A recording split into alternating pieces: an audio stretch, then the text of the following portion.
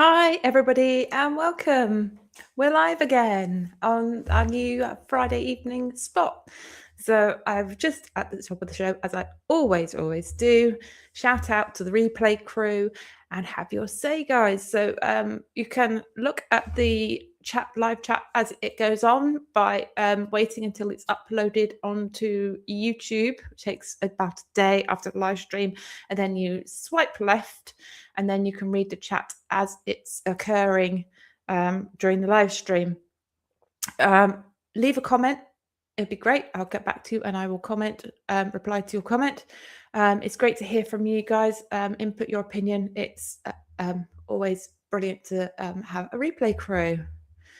And of course, not neglecting everybody that's here watching live. So thank you for joining today. The community is really important and it's important to grow together. So join in the comments, have your say, join the conversation. And if you would like to ask a question, either put your whole question capital letters or start with a capital QQQ, and then I can pick it out of the chat much more easily. Okay. So this evening is a little bit different. I've got a little bit of a different show. But first of all, I want to chat about last week. It was a brilliant show last week. There are a lot of topics, the STEM topics from the main topic of ethical food that we just didn't get to. There were lots of pointers, and Jamie and I had a chat beforehand. And then even after the show, he popped up with some more ideas of things that had occurred to him that he wanted to include. So there will be a part 2. So keep your eye open for that. That will be a great thing to watch. And maybe there'll be some more people, some more smallholders on that will join in that conversation. That'd be great. If you are one of those smallholders that would like to join that conversation, drop me an email. I will pop that on the screen. So if you are a smallholder or interested in raising ethical food or growing ethical food, because we talked about vegetables too, then and you fancy being on show, drop me an email. So it's muddypuddlesfarmjacobstowe@gmail.com. So that'd be great. So that was a really, really good show, and there is a part 2 coming up. Today's show, in a minute, we'll dive into the chat and say hi to the people that are here. And we've got a little bit of news from the farm. I'm looking down at my notes. I'm sorry about that. A little bit of show and tell. But before we do that, I would like to pop into the comments and say hi to whoever's here. And as always, the first thank you and hello goes to Ecology Today, which is Jay Dixon. Thank you again for agreeing to be the show facilitator and working so hard. And today, Jay really has put herself out. She's been gardening in 30 degrees Celsius plus heat. And she's rushed back in from the garden and is facilitating for us today. And then I think she's rushing back out. With the really short season they have in Canada, they have to get everything in the ground the minute it's warm enough, so things get to maturity, so they get the harvest. So hello and thank you to Jay for doing such a great job in our community. Next we have Kirsty of Heart's Humble Homestead, and again Kirsty's got a great channel. If you haven't already checked her out, do so please. Lots of really interesting recipes, tips, how to make things, practical things, lots of making and doing. And at the moment, she's growing a victory garden, which is really interesting. Let's see if I can scroll down and see who else is here. There are more people in. I can see the number on the screen is more than 2, but they haven't commented yet. So if you are in, leave a comment, say hi. That'd be great. Right. Now, this week's news, I don't have banners for this week's news because I've got some things to show and tell you. So the first thing is garlic harvest is out. It's actually drying on the shelves back there. You can just see the stalks. It came out a couple of weeks earlier than I wanted to, but it came out because the pigs had dug some of it up, the chickens had dug some of it up, and the pheasants had dug some of it up, and it wasn't going to grow anymore. And it started to get quite a few scapes. So we've eaten and enjoyed the scapes. The garlic is now curing on the rack behind me. I know it's in a light position. I need to put it somewhere darker, but that literally just came in and got plonked there yesterday. The first earlies are starting to be dug up. I've checked the harvest. They're all looking very good. So I shall be digging the rest of those up this week. What else is going on? Garden is filling up nicely. If you watched the last vlog, I put it out yesterday. I think there was lots of planting and sowing going on. So that's the garden is starting to fill up. The other bit of news, gosh, I'm trying to get through it all. There's so much going on. The other bit of news is I've had chickens that have been broody, and they stopped laying when they're broody, but they've just come out of brooding. Now, this is a regular chicken egg, and anyone that's kept chickens will know what the first maiden egg looks like. But I had never had this before. When my hen came off broody, she laid another maiden egg, and size comparison, it's about the same size as a quail egg, so I've got a tiny egg, which I thought was quite interesting. Usually the first egg my chicken lays sometimes is that small, but there's an extra tiny one there as well, which I thought was very interesting. Now, the other thing that's happened this week, and there is going to be a video in the vlog, but I thought I'll pop it onto the screen and show you. I'm not going to show you this bit, but I've got a poorly lamb. This is a package from my vet. Oh, hang on. To see this animal that had gone lame. Oh, it was dear. a lamb, and it had a small cut on their which, right. had got an infection, and they had.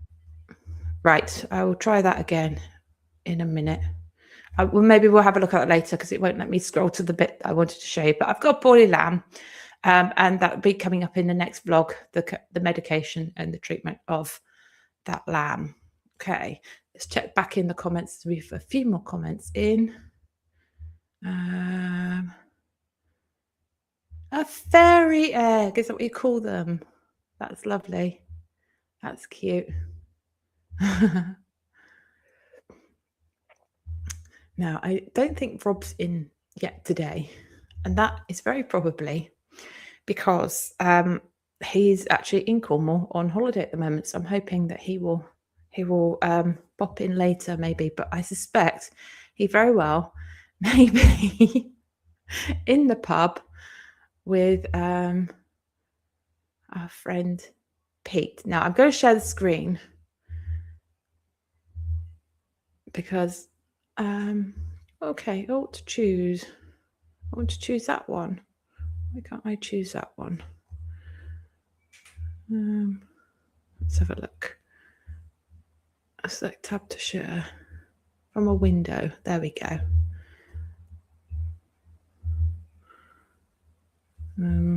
Let's see.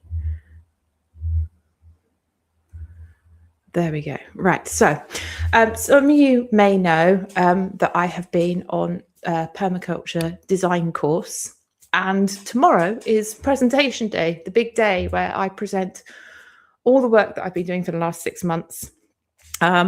It is quite abbreviated compared to the course because we get 15 minutes to present, and obviously we've got 6 months of work there. But I thought I'd show you the presentation, and then if anybody had any questions about the permaculture course or what that entailed, then feel free to ask the questions. But I thought it would be quite interesting to look at, so I'm going to add it to the stage. So this is me, and I'm wondering if there we go. That's let's get rid of the banner as well. There, that's better, isn't it? There. So hopefully you've got you're able to see that. Okay, right. So no, not there we go. So this is my presentation for tomorrow, where I'll be presenting my work. And the project that I chose to design was herb spiral. It was going to be the entire perennial garden, but I narrowed it down because actually the piece of work I had to do, I just didn't need to do a piece of work that was that big. So I've started out with a story. which is the little girl who listens to the land. And that's a photograph of me as a child on my small holding with our goats. There's a rabbit there. There's actually a little poodle at the back that you can't really see. And my dog Susie, and I'm the little girl stood in front of my mother. So it goes, once upon a time, in a quiet corner of the countryside, there lived a little girl named Joan Elizabeth. She grew up on a small farm surrounded by open fields, wooded valleys, old hedgerows, and winding streams. It was not a grand farm, nor a wealthy one, but to Joan Elizabeth, it was the most magical place in the world. She noticed things that most people hurried past. She saw how tall foxgloves sheltered tiny seedlings from the wind. She watched ladybirds feast on aphids that clung to vegetable stems and leaves. She discovered that where nettles grew, butterflies soon followed. As the years passed by, Joan Elizabeth grew from a curious child into a thoughtful young woman. Though she loved her family farm dearly, she dreamed of one day caring for a small farm of her own. Life was not always easy. Sometimes her dream felt far away. Still, whenever she felt discouraged, she would walk in nature and remember what the land had taught her. Growth takes time. A seed does not become a tree overnight. So Joan Elizabeth waited, worked, learned, and saved. Then after much longing so much, something wonderful happened. And this is actually a picture, one of the first photographs we took of the land. A small farm became available in a peaceful valley. It was not perfect. The fences were tired, the fields needed care, and there were no buildings. But when Joan Elizabeth stood at the gate and saw the sun creep over the horizon, lighting up the land and warming her with its golden glow, she knew she had found her home. At last, her dream had come true. With great excitement, she set to work. This is the bulk of the work that I did for the PDC course. So for the first thing was finding accurate contour maps, and there were a lot of maps that were very inaccurate. But the yellow dotted lines on the map you could see were actually swales that I dug using an A-frame. Excuse me, the pollen's high, my throat's a bit scratchy. And this map, which is a LiDAR, which is a light radar, had the most accurate contour lines compared to where the swales were dug. So this is the map I went with. And again, there's some information there about where the project is and the purpose of the project, which is for a tea garden that has delicious beverages and medicinal qualities. And the idea is to use as many resources from the land as possible to introduce some new plants, because as gardeners, we love new plants. I was the client, so it was easy. We didn't argue, we got along quite well. And the planting scheme was to reflect the love of mint and lemon flavours. And the objective is to be able to harvest each day, and also to have enough to harvest to be able to dry and store tea blends for the winter. So this is the land, and on there you can see where the project area is. We marked the summer sun and the winter sun. Because we're on a hillside and it's part of a valley, we don't get as much summer sun as if the land was flat. It takes a little bit longer for the sun to rise in the east, and it sets a little bit sooner in the west. And you don't actually see the sunset from the farm. For that, you'd have to drive to the seaside. There's a central ridge that runs down the main enclosure, and the ground drops away to each side of the central ridge. And the highest point is in the west, and it gradually drops down to the lowest point in the east. The forest garden itself is a gentle slope, and it's partially sheltered from the prevailing wind because it's lower than the central ridge, and I've put in some hedgerows.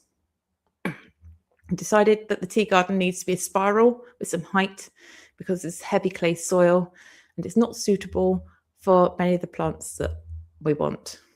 I'm going to pause there. I'm actually going to go back and have a look in YouTube, if I can,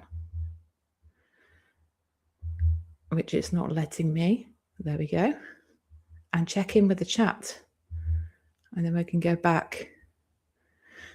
Rob is 99% like to be in the pub. Excellent. Oh, thank you, Kirsty. Lovely. Love the idea of a tea garden. Oh, hi Howie. Hi Howie. I'm just going through my permaculture presentation, and I was just stopping to see what people were saying. Looking at the land, the next thing to do was to identify resources that were already on the land, because I really wanted to use those. So my resources were really mature hedgerows. So you can see there are some photos there. There's extensive forage in the hedgerows. I'm lucky, I've got a lot of friends who also live a similar lifestyle, and they're quite happy to swap plants. Oh, excuse me, hiccups. They're all very happy to receive cuttings and things, and they're happy to give me cuttings. I'm lucky because I'm strong and healthy. And there is lots of, as you can see, things like hazel, but there's also willow and other things I can coppice. And there's stone on the land, and I have tools. The constraints I have is a very small budget. And I nearly popped this in resources, but the box was getting a bit full. So I put it in constraints instead. I'm constrained only by my imagination. So I can do whatever I like on the land, as long as my mind can conjure the idea. I do have very basic tools, which means if I want to coppice wood, it's going to be a handsaw. If I want to gather the stone, it's going to take a while because it's me and a wheelbarrow, and it will be all over the place. I will have to go and collect it. I'm constrained because a lot of the plants I want are to grow are Mediterranean type plants, and we have heavy clay soil, and that is tricky. And I also have to take into account that the pheasant like to eat pretty much everything I plant. So I really have to think about planting things that they either won't like, or planting in such quantities there's too much for them to eat, or protecting it in some way. So this is my perennial garden. The plant bed that I'm going to use is bed number 10, because I've decided I want a spiral. And so it needs to be a circular bed. I could have adjusted one of the other beds, but that actually is near the top and is a really sunny position. And it's as you come into the garden through the willow dome, it's near the top. So the sense of the flowers and plants there will be really nice as you come in the top. To research some additional plants, I use a really good website, and I recommend, if anyone's looking for a particular plant to fill a spot, it's the PFAF website. It's called Plants for a Future, or PFAF for short, and they have thousands upon thousands of plants from all over the world, rare herbs and things, and you can research. Your parameters can be whether they're edible, whether they're medicinal, whether they're shrubs, whether they're evergreen, whether they're deciduous, whether they're annual. So there's lots of different ways you can research. I did a specific research for tea plants and the properties of those tea plants, which is great.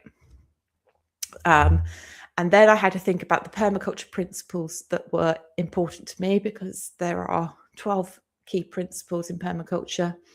And so these were the ones that I chose. So produce no waste. So wherever possible, I will get cuttings from friends, and they'll probably be wrapped in newspaper or something like that. So rather than going to garden centres, there will be reduction in use of plastic. If I do go to a garden centre, whichever pot I get will get reused.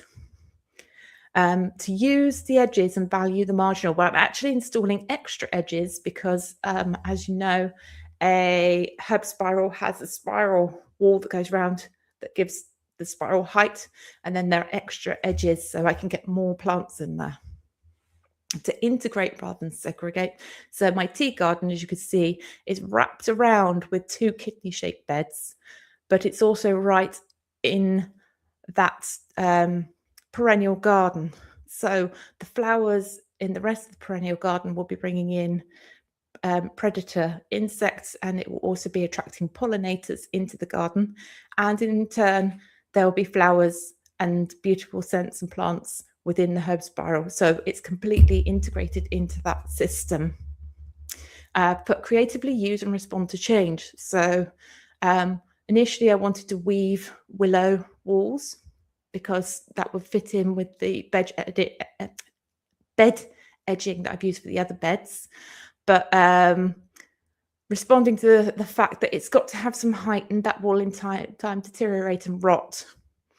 I decided to go with stone because, again, it is available on the land. It's a natural resource, and I think it will hold together longer and be stronger.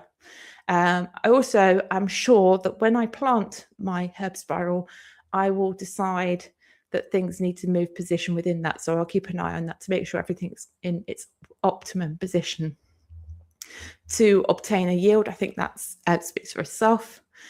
I had to apply self-regulation. There were lots of weird and wonderful, amazing plants that you can grow for tea. A lot of them would be too large. And there's a limited amount that I can fit within the space. So I had to apply self-regulation. I had to really think about tea blends and what would work together and which would be most useful. And again, to use and value renewable resources, and that goes into the building materials that I will be using, and to use and value diversity. I think it's adding different plants and making sure there's a good variety within that bed is how I do that. And this is the design that I drew. So I've got some terracotta plants that I moved some plants from our old house in very large terracotta pots because they were small trees. The diameter is about 15 inches, I think, at the top. They are unused at the moment. They're a resource I have on hand. They're a natural material and they're in good condition. So I'm going to bury those at the back, and that's where I'm going to put the mint. I want to get some Korean mints, which I don't have, and I'm going to put chocolate mint in. And I was going to put some peppermint in the other pots because I have peppermint, or I could have put apple mint in there because I also have that. But I think I might treat myself to a brand new species of mint because it spreads so well. I've got a lot of all of those mints, and I think I might treat myself to something completely different. What else is new for me? Some of the plants will be grown using saved seed from last year, so the dill, the calendula, and the chamomile. Most things there I will have to buy some stevia. I will have to buy or swap some alpine strawberries. I've got sweet cicely. Monarda is another one, or bee balm as it's otherwise known, I will have to get. I have sage, I've got thyme and lemon thyme, I've got lemon verbena, I've got marjoram, I've got lemon balm. So there are a couple of things that I have to see if I can swap with friends, or I'll have to purchase. And of course, on the south side and the higher levels have been reserved for things that really like the hot sun and dry conditions, mainly Mediterranean style herbs. We have to take into account our design web. And the idea with permaculture is everything serves multi-purposes and it's linked in every way. So I've put in the main things that are in elements, that's the word I was looking for, that are on the farm. So with the herb spiral, which will be going in, the chicken coop, the compost, the entire food forest, woodland meadow. So as you go around, you can see the main areas there, and drawn on how they're all linked. So that they're all connected in some way or another. And even since I've drawn this, I'm looking and thinking, well, spare herbs will go to the chicken coop, but I haven't linked that. Indirectly, because the chicken coop feeds the compost, and the compost goes then to the herb spiral. Again, that's another way that the chicken coop and herb spiral are linked. And there are lots of other bits and pieces in there that I haven't put in. And I drew this and actually noticed after I put it up that the missing design element here is the community. So I conceived Muddy Puddles, and the idea is that Muddy Puddles is a place to share. Hence, when I designed the food forest area, I put in the willow dome. And the willow dome is specifically planted and grown with the idea of that being a community space. The width of it is 29 feet, I think I made it, because I can buy a waterproof parachute canvas, which is 28 feet. So I didn't want it catching on the way up. And I'm going to put a central pole in there and be able to hoist a parachute up to create a lovely shady space. So if anyone visits the farm, or there's an event at the farm, or people come to volunteer in years to come, there is that community space where people can rest and refresh themselves and enjoy community time and chatting to other people. And then going forwards with the tweaks of maintenance, of course, mint will always escape if and when it can. So regular checking the clay pots are containing the mint and that they're in good condition. Some things in there obviously are annuals, so if they don't self-seed, then I may need to reseed those. And perennials don't last forever, so there'll be cuttings to take as well. If it gets quite droughty, although the water table there is really good because there's a top swell and a bottom swell, and the soil in the perennial garden really holds the moisture, this is going to be raised. So it may be in hot weather, this might need watering. I may need to move plants, and I spotted that because there are a couple of plants as I was drawing this, I was thinking, oh, that might get a bit too high for the thing behind it.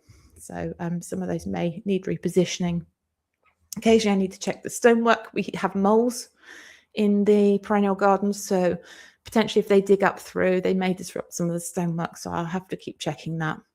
And I haven't put weeding, I've put remove wild plants because it's all biomass for the compost.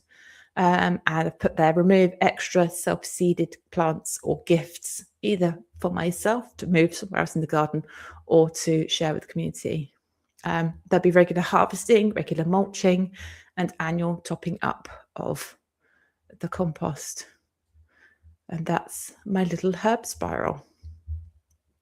Oh, one last page. And this ends the story that I started with. So it goes, instead of fighting nature, Joan Elizabeth worked alongside it.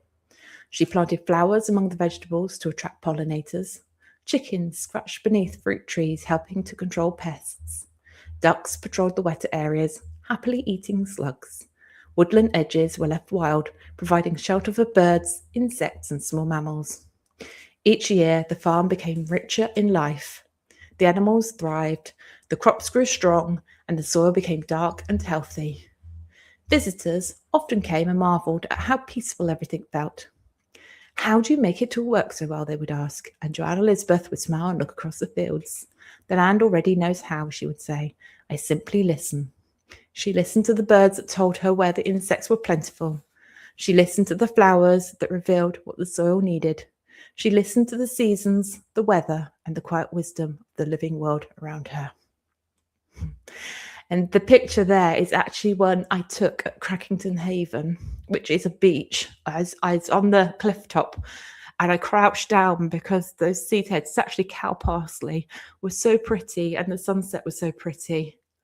And so I crouched down and took a photo there of the grasses and the seed heads.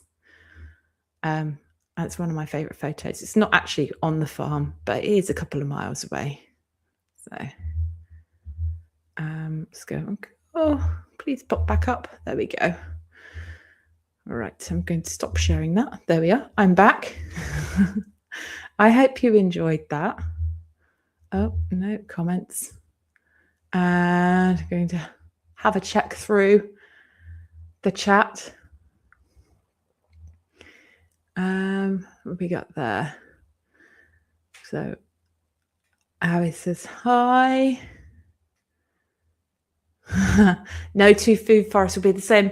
No, they won't, because obviously different climates and whatever, but even within the same climate you've got different aspects and different soil conditions. So yeah, they're all going to be very different. So Harry said, trial and error using polyculture in many zones and microclimates would be successful. Yeah, it's going to be trial and error. What I found is, excuse me, a lot of the really things like thyme and marjoram that's supposed to like quite stony, dry soil actually love my clay soil. They are on the swale berm, so they're elevated slightly above the water table, but it's really, really wet this winter.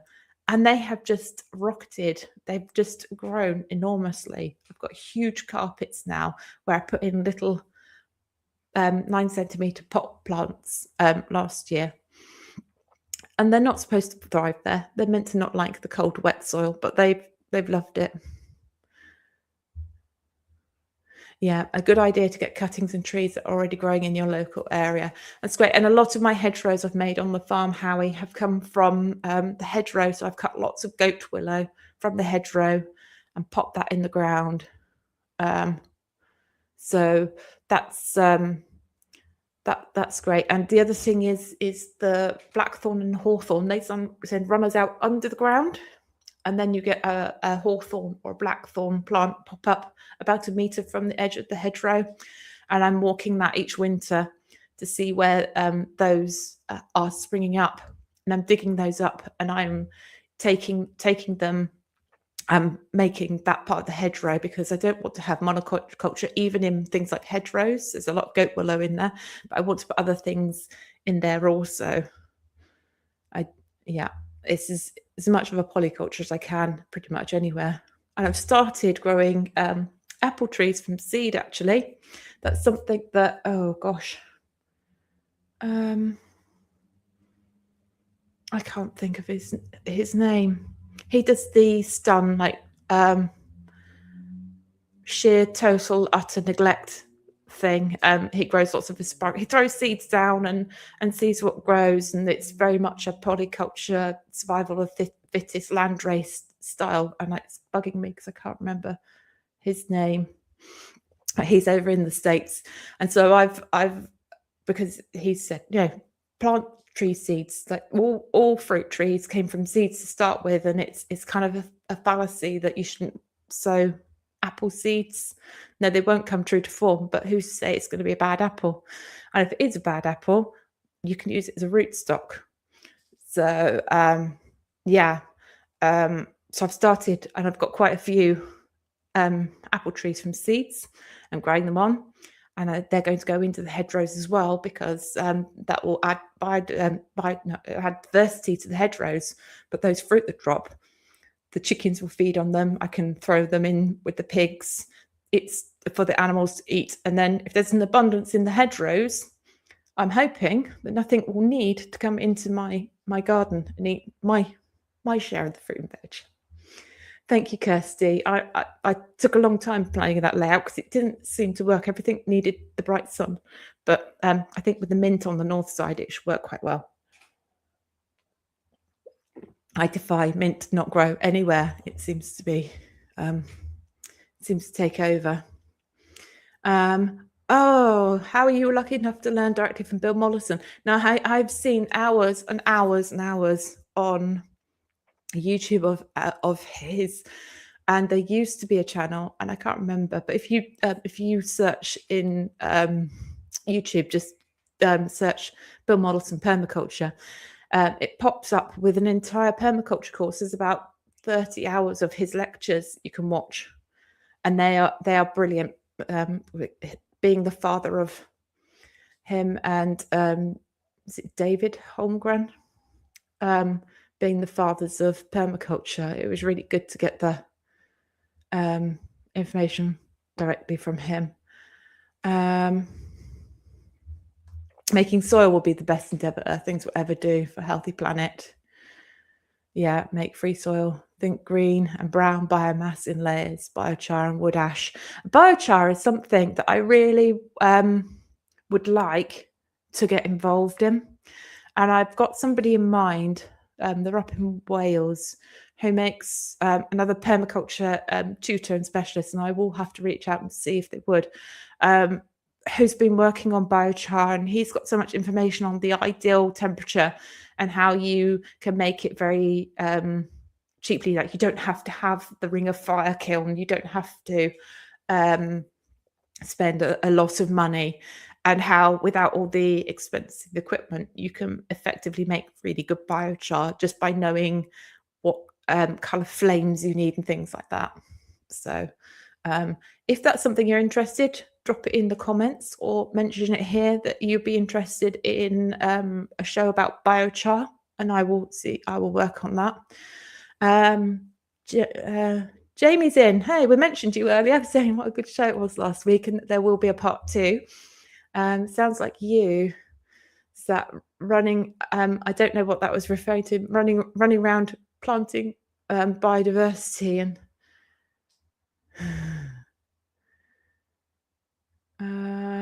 Joseph Lofthouse. No, it wasn't Joseph Lofthouse. It was. Oh, it's gonna bug me. I'll put it in the comments or the yeah, I'll pin a comment if I can think of it. Mark Shepherd pops into my head, but I don't know if it's him or if I've just imagined that.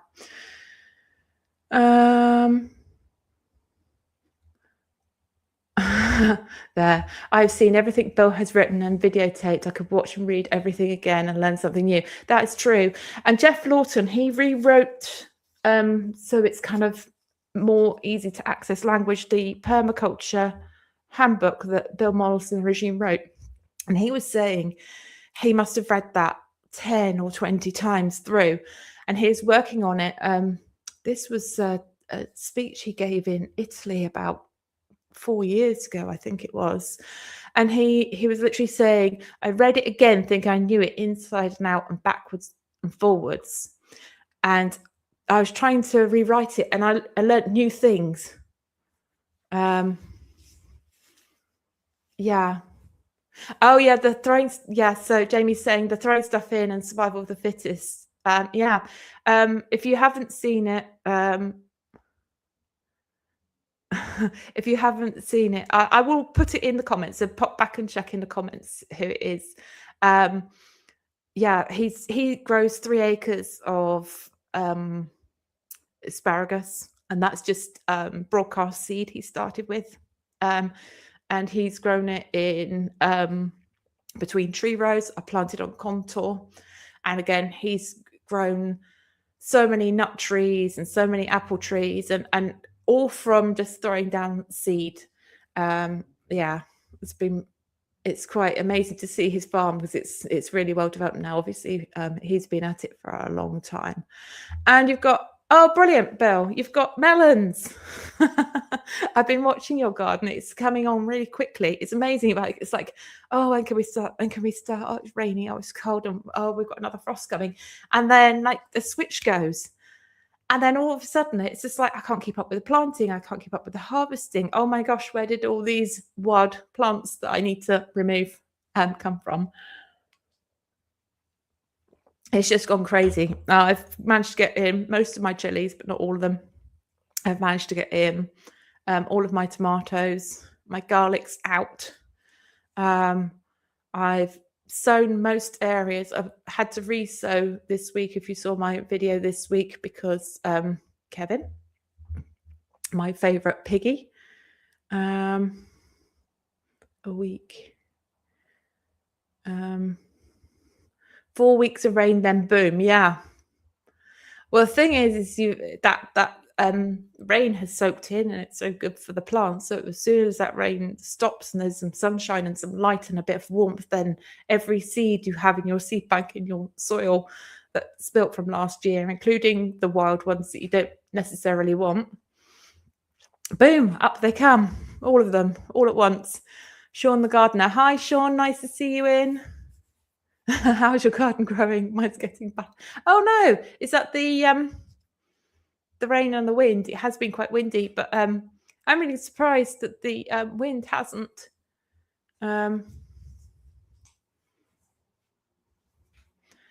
Yeah, I'm surprised the wind hasn't been too bad on my farm. I usually get it full force, but you're on the other coast, so maybe you're getting it this time. So Harry, does that mean you're going? I'm not sure. So it's so Harry says, oh, that's just disappeared. But Harry says, go turn the garlic and other chores. Peace, love, earth. Things awesome life, Joe. So thanks, Howie, for being here. That was lovely. I think that means it might have gone. Oh, you went to the Royal Cornwall show yesterday. Resisted more dahlias just as well. I've still got my dahlias from the other flower show, and they're sat out there. They are needing to go out quite badly. They're in about 3-litre pots, but yeah, they really need. And I saw, yeah, you posted, Bill, that you had 2,000 loofahs showing ugly heads. Back half an acre is greening up dangerously. But think of the amazing greenery you're going to get from that. It's all going to be great for mulch and compost. It's going to be great. Getting worse tomorrow. Oh, don't tell me that, Sean. I've consoled myself. I've been really busy at work. It was half term, it was sunny, and everybody called in sick. So I was busy that week at work. And then this week, it's just more of the same. People keep calling in sick. I don't know what's going on.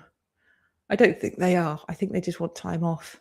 But anyway, I've gone in. I've covered a lot of shifts, and yeah, I was hoping for a few days out in the garden. I thought, well, at least it's not really gardening weather while I'm here. Yeah, I think that's where we're to. Just quick checking whether there's no. So that's where we're to. I did have the video that I took of the lambs, and I might try that again. But there's a point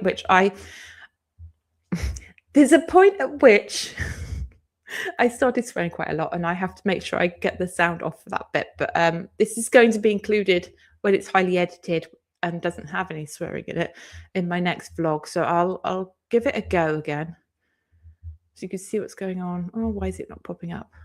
Oh, there it is. Right, so are we at the beginning? Why can we not hear that? Volume must be down. No? No, I don't know what's going on with that. Anyway, we'll wander along to here, so you'll be able to see the hobbly lamb. There, we just see. So we've got this little lamb, hobbly. There's a lot of swearing going on because the lambs are interfering with me trying to treat the sheep, because I've got to give it some injections and the camera. And there's a lot of swearing going on there.